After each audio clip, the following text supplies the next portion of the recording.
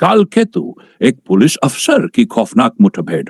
भूमिका शहर के बाहरी इलाके में बसे गांव कालपुर में पिछले कुछ महीनों से अजीब घटनाएं हो रही थी। लोग अंधेरी रातों में गायब हो जाते और सुबह उनकी क्षत विक्षत लाशें गांव के पास जंगल में मिलती। गांव वालों का मानना था कि यह कालकेतु का प्रकोप है, एक प्राचीन आत्मा जो सैकड़ों साल पहले गांव के पुजारियों द्वारा बंदी बनाई गई थी। पुलिस में इन घटनाओं की रिपोर्ट दर्ज हुई, लेकिन कोई भी अफसर मामले की तह तक नहीं पहुंच पाया। तभी मामले को संभालने के लिए भेजा गया इंस्पेक्टर अजय राठौर को। अजय, जो किसी भी तरह के अंधविश्वास को नहीं मानता था, इस केस को चुनौती के रूप में लेता है। कहानी की शुरुआत। अजय राठौर को गांव वालों ने कालकेतु की कथा सुनाई। उनके अनुसार कालकेतु एक काले जादू का साधक था जिसने अमरता पाने के लिए माइट निर्दोष लोगों की बलि दी थी, लेकिन गांव के पुरोहितों ने उसे रोक दिया और उसकी आत्मा को एक विशेष शिवधाम कक्ष में कैद कर दिया। अजय ने इसे महज एक कहानी समझकर नजरअंदाज कर दिया, लेकिन जब वह खुद घटनास्थल पर पहुंचा तो उसे कुछ ऐसा मिला जो उसके विश्वासों को झकझोरने वाला था। जांच का आरंभ। अजय ने अपनी टीम के साथ जंगल का मुआयना किया। वहां उन्हें खून से सने हुए अजीबोगरीब निशान और पुराने संस्कृत मंत्रों से भरी किताब मिली। किताब में चेतावनी थी, जो भी इस आत्मा को जगाने का प्रयास करेगा वह खुद मौत का शिकार बनेगा। जांच आगे बढ़ी तो पता चला कि हर पीड़ित की मौत के बाद गांव में एक अजीब सी घंटी की आवाज सुनाई देती थी। यह घंटी सिर्फ उन लोगों को सुनाई देती जो कालकेतु का अगला शिकार होते। सस्पेंस और डर। अजय ने पाया कि पीड़ितों में एक समानता थी। वे सभी कभी न कभी शिवधाम कक्ष के पास गए थे। वह उस कक्ष को देखने के लिए पहुंचा। कक्ष के दरवाजे पर एक त्रिशूल गड़ा हुआ था जिसे गांव के पुजारी ने लगाया था।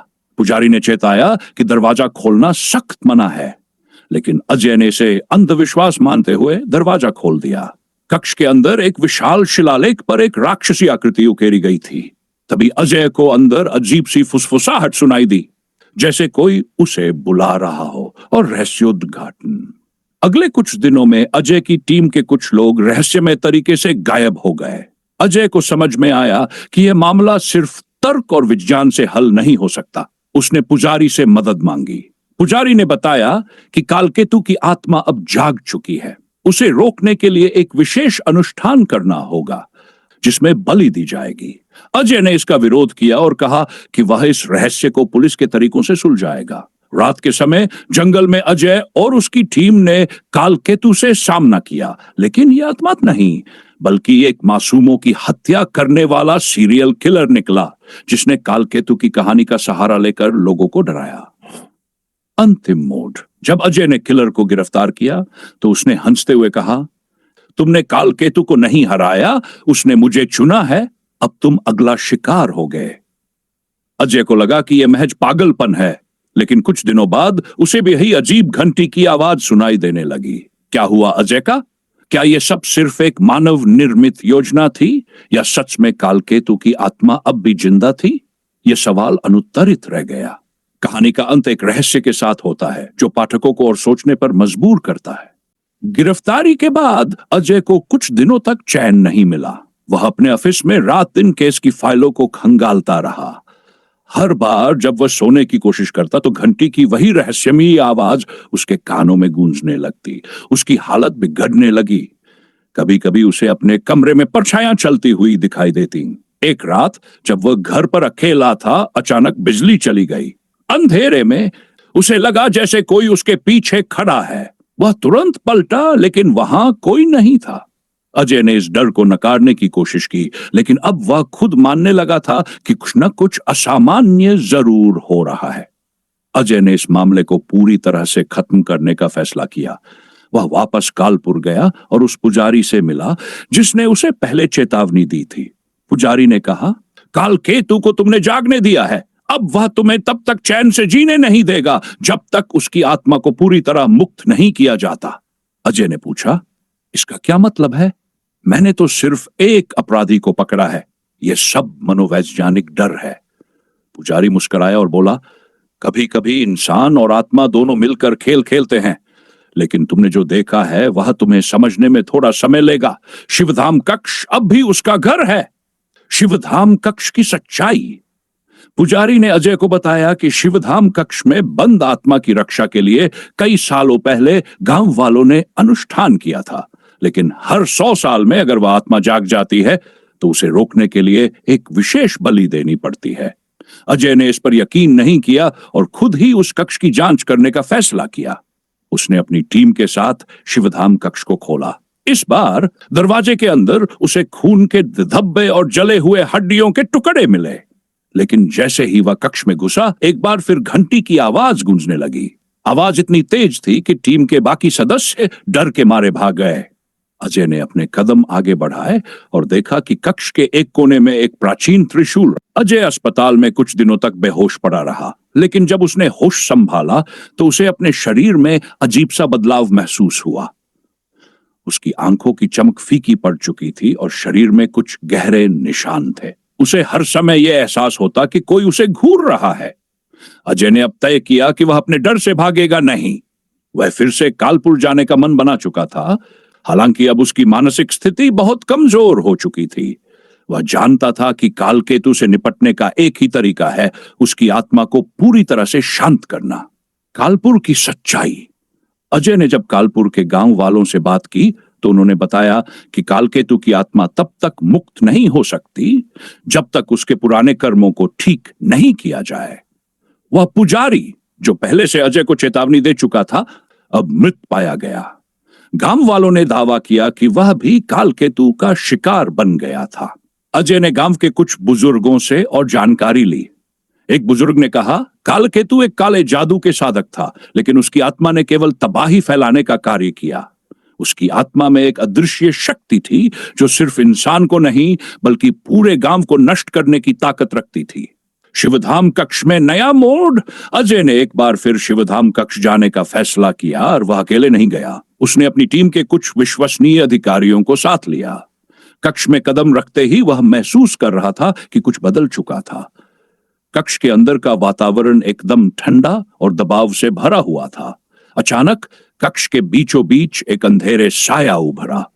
यह वही काले धुएं वाली परछाई थी जो अजय को पहले डराती रही थी। वह परछाई मुस्कुराते हुए बोली, तुम मेरे खिलाफ हर बार खड़े हुए, लेकिन अब तुम्हारे पास कोई रास्ता नहीं बचा। अजय डर को नकारते हुए कहा, तुम्हारे डर से मैं नहीं डरता, मैं तुम्हारे भूतिया खेल को खत्म करूंगा। परछाई ने हंसी उड़ाते हुए जवाब दिया, तुम समझ नहीं रहे हो, मैं केवल एक आत्मा नहीं, एक शक्ति हूं। तुम्हारा अंत मेरे हाथों होना तय है। अजय ने कक्ष के अंदर रखा वह त्रिशूल उठा लिया जो कालकेतु की आत्मा को बंदी बनाने के लिए इस्तेमाल किया गया था। लेकिन जैसे ही उसने त्रिशूल को उठाया, कक्ष के दीवारों से डरावनी आवाजें आने लगीं। वह खुद भी महसूस कर रहा था कि वह अब कालकेतु की गिरफ्त में है। आत्मा की मुक्ति। अजय ने त्रिशूल को कक्ष के केंद्र में रखकर पूरी शक्ति से मंत्र पढ़ना शुरू किया, जैसा कि पुजारी ने बताया था। अचानक चारों ओर अंधेरा छा गया और कक्ष के सभी दरवाजे बंद हो गए। अजय ने महसूस किया कि उसकी आत्मा पर एक भारी दबाव है, जैसे वह किसी जादू के जाल में फंसा हो। तभी उसने देखा कि त्रिशूल के चारों ओर एक रोशनी फैलने लगी। कालकेतु की आत्मा एक बार फिर सामने आई, लेकिन इस बार वह कमजोर और भिखारी जैसी लग रही थी। उसकी आंखों में डर था, जैसे वह खुद अब अपनी सजा भुगतने आया हो। अजय ने त्रिशूल को पूरी शक्ति से कालकेतु के केंद्र में धकेल दिया। एक जोरदार आवाज आई और अचानक सब कुछ शांत हो गया। अंतिम मोड़ अजय बाहर आया तो उसकी हालत बहुत खराब थी। उसने देखा कि आसपास के लोग जो पहले से डर के मारे छुपे हुए थे, अब सामान्य हो गए थे। अजय को यह समझने में थोड़ा वक्त लगा कि उसने वास्तव में क्या किया था। क्या कालकेतु की आत्मा को पूरी तरह से मुक्त कर दिया गया था, या वह अब भी कहीं न कहीं छुपकर अपनी वापसी का इंतजार कर रहा था। अजय ने सब कुछ खत्म करने का निर्णय लिया। वह अपने ऑफिस लौटा और उस केस को बंद करने की प्रक्रिया शुरू कर दी। लेकिन उसके दिल में एक सवाल हमेशा बना रहा, क्या इस दुनिया से कालकेतु की आत्मा पूरी तरह से समाप्त हो गई, या वह अभी भी कहीं न कहीं अपने अगले शिकार का इंतजार कर रहा है। और यह सवाल अब भी कालपुर के जंगलों में गूंजता है। कहानी का अंत एक और नए रहस्य को जन्म देता है। अजय ने शिवधाम कक्ष में जो कुछ देखा, उसके बाद उसकी मानसिक स्थिति पूरी तरह से बदल गई थी। वह पहले जैसा न था। अब वह हमेशा भय और असुरक्षा महसूस करता। हर समय उसे लगता जैसे कालकेतु की आत्मा अब भी उसके आसपास हो और उसकी शांति सिर्फ झूठ थी। वह रात को सोते समय बार बार वही घंटी की आवाज सुनता।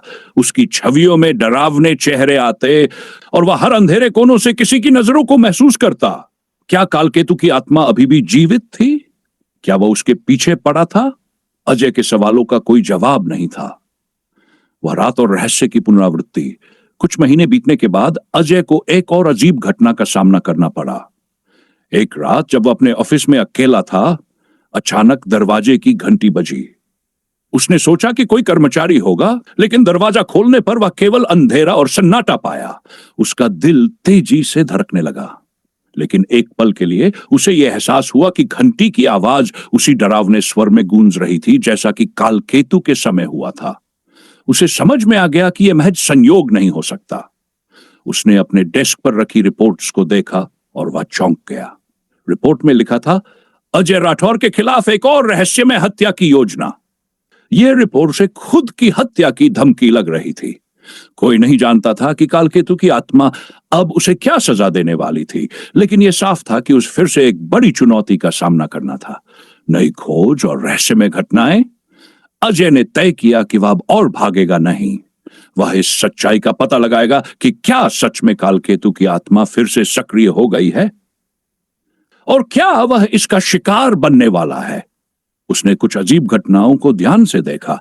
कई बार रात को उसके कमरे में शिलालेख और प्राचीन मंत्र दिखाई देने लगे थे। साथ ही कुछ दिन पहले ही एक नजदीकी गांव के निवासी की लाश मिली थी, जिसकी स्थिति वैसी ही थी जैसे पहले कालकेतु के हमलों में देखी जाती थी। अजय ने महसूस किया कि यह कोई संयोग नहीं था, अब वह और अधिक दृढ़ था। उसे इस रहस्य को सुलझाने के लिए एक और बार शिवधाम कक्ष जाना होगा। शिवधाम कक्ष में घातक यात्रा। अजय ने फिर से अपनी टीम तैयार की और शिवधाम कक्ष की ओर रुख किया। इस बार उसने पूरे इलाके की छानबीन करने का निर्णय लिया। कक्ष के पास पहुंचते ही अजय को फिर वही अजीब सी घबराहट महसूस हुई। कक्ष का दरवाजा पहले से ज्यादा घना और जंगला हुआ था। जैसे ही अजय ने दरवाजा खोला, एक सर्द हवा का झोंका आया और अंदर से वही गहरी घंटी की आवाज सुनाई दी, लेकिन इस बार कुछ अलग था। कक्ष के भीतर अंधेरे में एक विशाल आकृति खड़ी थी। यह आकृति कालकेतु की आत्मा थी, लेकिन उसकी नजरें अब और भी अधिक क्रूर और हिंसक हो चुकी थी। वह अब कुछ और नहीं बल्कि एक भूत या शक्ति बन चुकी थी जो हर किसी को अपने कब्जे में करना चाहती थी। आत्मा ने अजय से कहा, तुमने मुझे हराने की कोशिश की, लेकिन मैं अब तुमसे बहुत मजबूत हूं। इस बार तुम्हारी आत्मा मेरी होगी। अजय ने डर को काबू किया और अपने भीतर की शक्ति को जगाया। उसने याद किया कि पुजारी ने उसे बताया था कि कालकेतु की आत्मा को हराने के लिए उसे फिर से उसी त्रिशूल का उपयोग करना होगा। अजय ने त्रिशूल उठाया और अपनी पूरी शक्ति से आत्मा का सामना किया। फिर अचानक कक्ष में एक भयंकर विस्फोट हुआ। कक्ष की दीवारें टूटने लगी और कालकेतु की आत्मा चिल्लाते हुए गायब हो गई। लेकिन अजय महसूस कर रहा था कि यह सिर्फ एक अस्थायी शांति थी। जब अजय कक्ष से बाहर आया तो वह थक चुका था और उसकी हालत बेहद खराब हो चुकी थी। उसने अपनी टीम को बताया कि कालकेतु की आत्मा को हराया जा चुका है, लेकिन अंदर ही अंदर वह जानता था कि इसका कोई स्थायी समाधान नहीं था। अजय ने महसूस किया कि कालकेतु की आत्मा कभी पूरी तरह से नष्ट नहीं हो सकती। वह हमेशा अपनी वापसी के लिए ताकतवर रहेगा और कभी कभी वापस आएगा। अजय अब अपने अंदर के डर से जूझ रहा था। उसने अपनी नौकरी छोड़ दी और वह अकेले ही एक सुनसान स्थान पर रहने चला गया। क्या वह पूरी तरह से मुक्त हो पाया था, या कालकेतु की आत्मा अभी भी उसकी खौफनाक दुनिया में वापस आने का इंतजार कर रही थी? कहानी अब भी खत्म नहीं हुई थी और एक नया रहस्य कालपुर के जंगलों में सुलझने का इंतजार कर रहा था। कहानी का अंत एक और नए सवाल के साथ जो कभी न सुलझेगा।